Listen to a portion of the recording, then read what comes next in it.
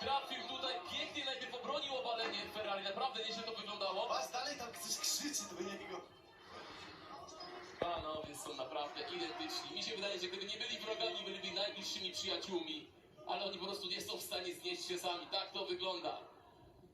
Jedno zwarcie już było, czekamy na kolejne. Mocny low kick na Trafił łydę. dobrze tym low kickiem w tą łydę. Po raz kolejny Polak. Tutaj wynikł, ależ trafił teraz Polak. Jaki krótkowy od Ferrariego, ale tylko mocno twarzy Polaka, bo gdyby trafił to... Aj, ta głowa poleciałaby Chyba daleko. boli go noga.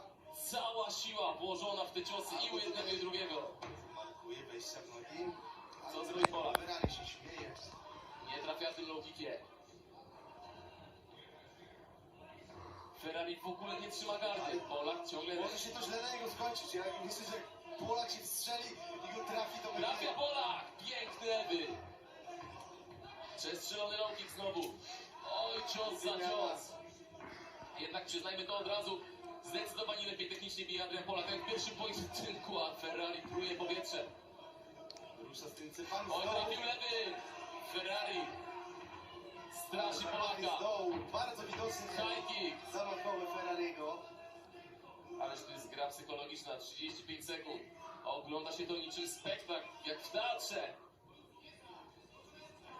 Który z nich wygra tę rundę? No i wchodzi po nogi, ale rozrywa. Obaj panowie są dobrze przygotowani defensywnie, jeżeli chodzi o zapasy, ofensywnie im nie wychodzi na razie. Proszę za bomby, ale nie trafiają. Gdyby się trafili, to byłby koniec pojedynku. Jaja. Było kopnięcie poniżej pasa. Chociaż krew leci od roślika z nosa. Polak musiał trafić, teraz chyba też. Lecą czepy bomby.